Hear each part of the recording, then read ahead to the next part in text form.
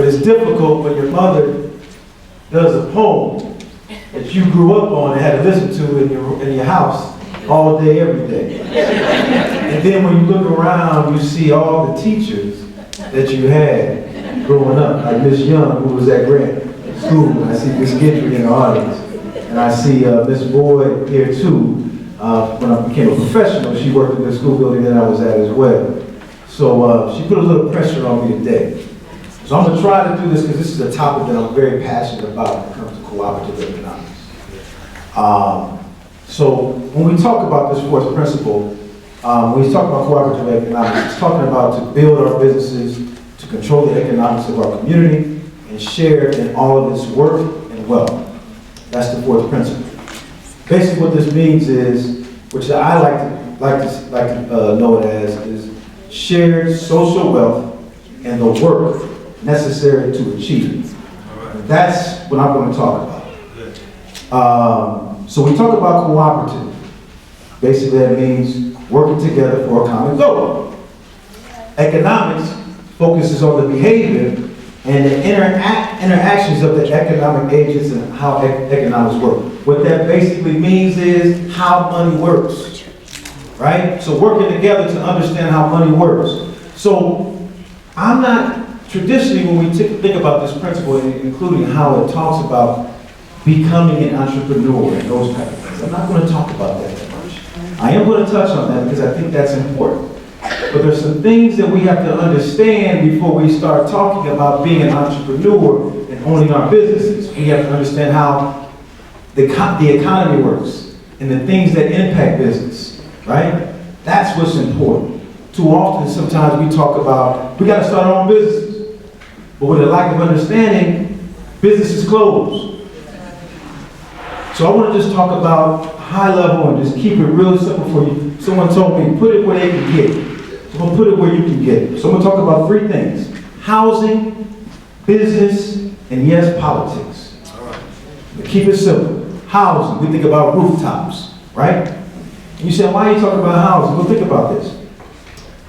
If I have a home and I invest in my home, or if I just maintain my home, and when I talk about this, I want you to think about west end of Rock Island.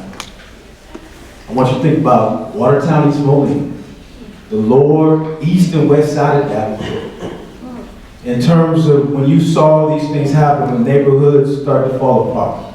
But think about it like this. If I maintain and invest in my home, okay, especially if I live, let's say, 12 houses on a 12-block radius. And if I take care of my home, right, invest in it like I'm supposed to, my neighbor does the same, right?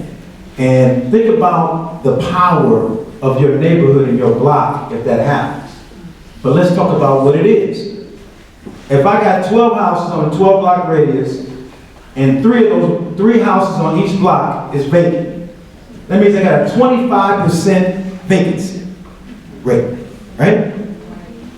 But if I'm able to maintain and hold my neighbor accountable for maintaining as well, then don't you think that that vacancy will not happen? And let me talk to you about vacancies and why vacancies are important.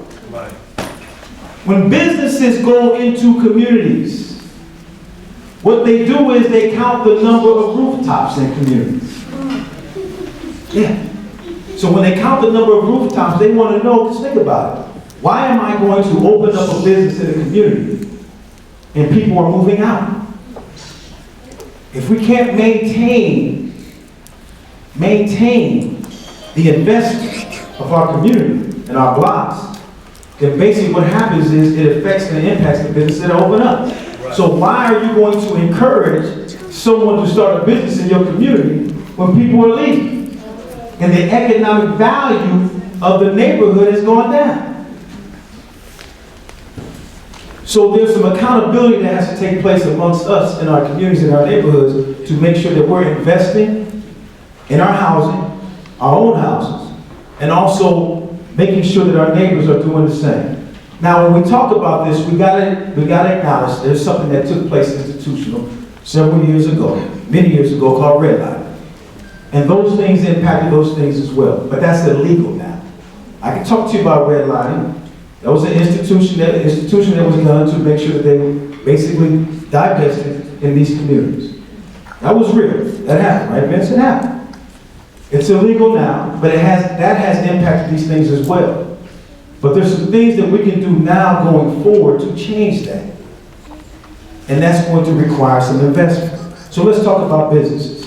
Rooftops. I just told you that those things impact those big businesses that come here. They count rooftops. You know what else they count? Receipts. When someone surveys a business that comes in the community, they go by the nearest store and they say, okay, what is located here, and let's count the receipts and where these people live at, and then that's how they decide where the money's going to go. So if you have no businesses in this community, then that's not going to impact you, so you don't exist. Probably the nearest place that they go to is a Hy-Vee. Now, how is Hy-Vee going to determine what kind of businesses come down here? We have a food desert down here, right? So these are the things that we have to pay attention to. And it all relates and is connected together in terms of housing, if these things are not happening together. So also when we look at businesses, we also have to talk about the impact, because you're talking about small businesses. What's the supply and what's the demand? So oftentimes we encourage people to open up businesses, but without people being in the community, how do we determine the demand in which this is going to take place? So we gotta make sure that we're investing more, so we have more people, so we can increase the demand for business. We know that it needs to happen, but we have to make sure we understand that all these things work together. So when you talk about businesses, you talk about jobs.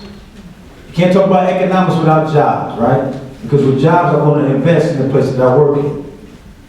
So if these things are not working together, again, you see that connection on how these things don't happen. The power of the dollar. And we have to make sure we understand the economics of all this. So you talk about businesses, you talk about businesses coming here, we want to encourage business to come here, we got to understand what we need to do to make sure that we are putting ourselves in a position in our communities to make sure that we're giving business a place to come to. Yes. We can't do that. How do you mark business when you got convenience stores and gas stations? You can't. What I'm saying is, how do they mark what is the demand here when you're talking about cigarettes and gas stations and gas and blunts? There's no economic power in that. But we know we spend our money on much more things. So we have to understand what's going on and what's the business. But they wouldn't be able to open up a business if they didn't see that demand. Right. A convenience store is not a grocery store. Think about what's sold in a convenience store. Is anything healthy in there? It's way down somewhere else, the Kellogg's protein bar. We really have to understand that and how these things work together. So now you're saying, what does politics have to do with this? Well, let me tell you. Vote, right? There is such a thing called tax credits. You guys know what those are? Basically, when we think about these communities, you think about areas like Detroit. The owner of Dan Gilbert owns the Cleveland Cavaliers. He's right now redeveloping the whole city of Detroit. He's using public dollars, he's using private dollars to match with public dollars to basically change the whole community, get Detroit started all over again. Why am I mentioning that to you?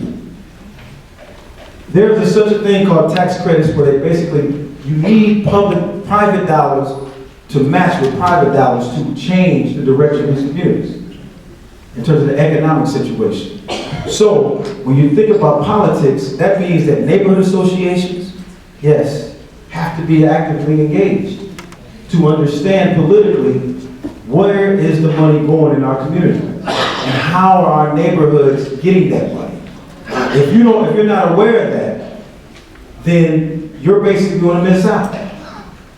And I can tell you that a lot of money in these communities you're missed out because there's no engagement on the side of our communities, because sometimes it's just because of the psychological things that have happened.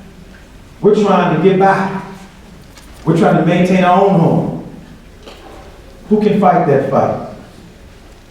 But the economic situation has to change. We have to change it. And the cities around the country know it as well, because a lot of things have backfired.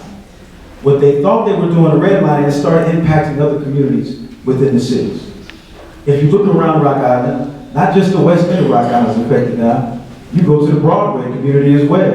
It's impacted as well. It's the same thing in East Moline. It's the same thing in Davenport. I remember going, when we were younger, we moved to the northwest side of Davenport. And it was probably middle class to upper class where we moved to. We was trying to get out of the courts.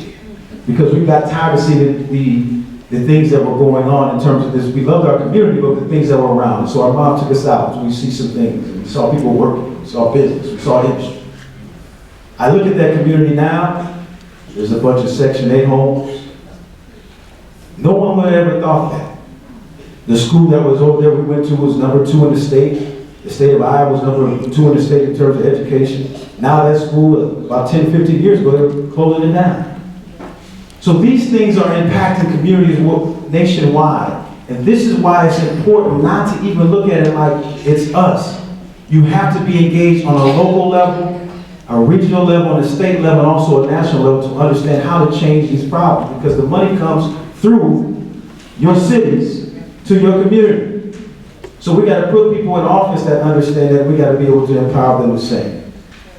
This is important. I want to talk to you about something because I want you to understand something. There's something, you remember that there was a bill that came out that was popular and unpopular. They talked about that made change the economy. It's called the tax bill that came out. They passed that. There's something in there called opportunity zones. Anybody heard of that? Basically what that means is that each governor and each governor, each state had the opportunity, based on census tract, to identify zip codes within each city.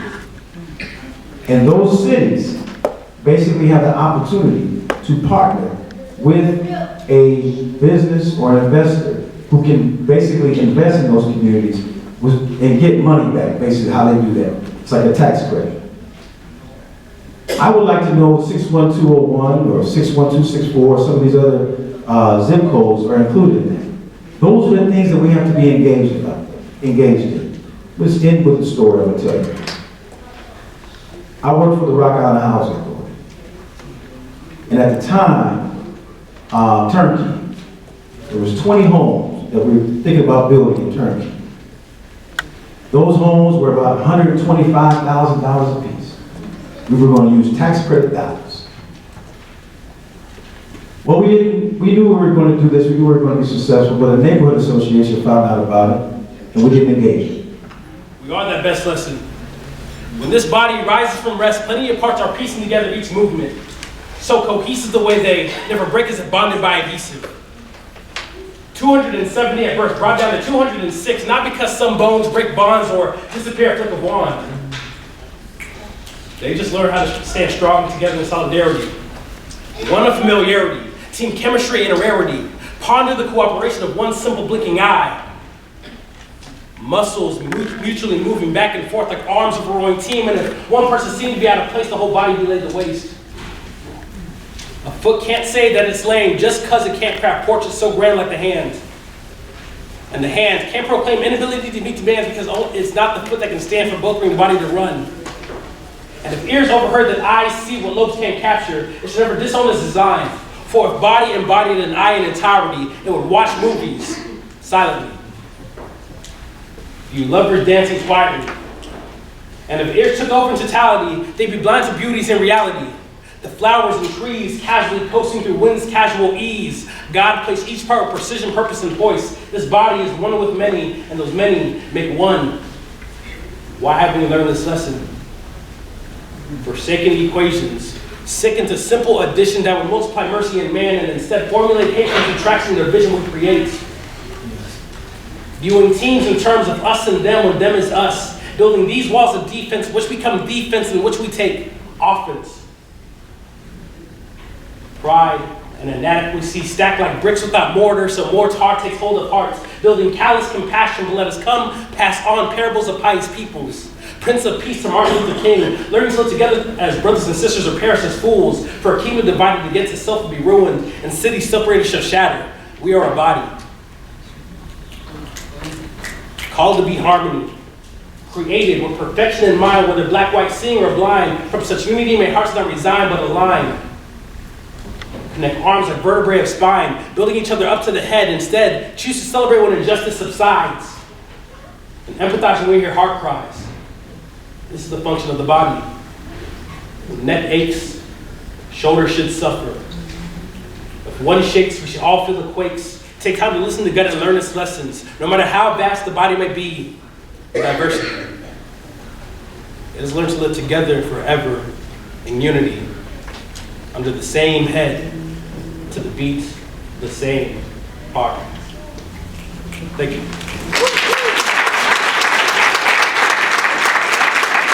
Teacher of poetry and writing. He's also planning a trip to Haiti. And when is that? In February. He is going there to learn and to teach. And I want you to talk with him. Okay, he's going to be here for the duration. And talk with him about how you can help him to meet that goal for this trip to Haiti.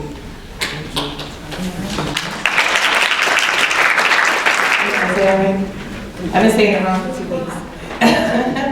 Kwanzaa means creativity. Creativity means to do always as much as we can, to the way we can, in order to leave our family and our community more beautiful and more beneficial than when we received it. When we light the 6th candle of Kwanzaa, we celebrate how we can channel our creative energy to build and preserve a strong and vibrant community. There's an African folktale called An Old Man and a Little Boy. A long time ago, there was a land called Wells, because it had a lot of wells, water wells. People and animals drink water from the wells, but during the dry season, the water level was low because of the lack of rain. One day, an old man found a boy sitting next to the well, and he asked him, "What are you waiting for while you're sitting next to the well?" The boy answered, "I'm waiting for the well to be full with water so that I can drink from it." The old man then told him, "Child, if you don't reach down into that well and get you some water, you won't drink until it rains again." The moral of that story is, one can be right in the midst of resources. It can be right in our face. But unless you realize it, you will be at the mercy of something or someone else. The greatest resource we have is within ourselves. Your talent, your gifts, your stories, those are your wells. All you need to do is kneel down, dig deep, to do something about your unique combination of natural and acquired gifts. And you can drink the fortune that is right in front of you. So, how is creativity defined? Some will say it's being able to sing, dance, act, write, draw, paint, or build. So I have a confession I'm going to share with you. I have always wanted to sing, but I can't sing, right? Now I thought I could dance until I saw a video of myself dancing. I can't dance either. No, I can't dance. Oh, but creativity is more than the arts. Creativity is problem solving. It's juggling responsibilities. Yes. It's coming up with creative solutions to everyday problems. So I need you guys to work with me. By show of hands, who has ever had $10 in their pocket and they done had to feed their kids, cousins, grandchildren, the neighbor's kids, and they figured it out? Raise your hand. Spaghetti and tacos go a long way, I promise you, right?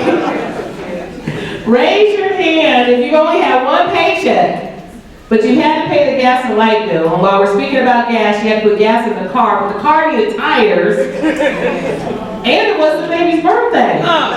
But you made it work. Show of hands. To quote the illustrious lyricist Tupac, who is trying to make $1 out of 15 cents? A nickel and a dime. Alrighty, so as you can see, creativity is more than just the arts. It's about doing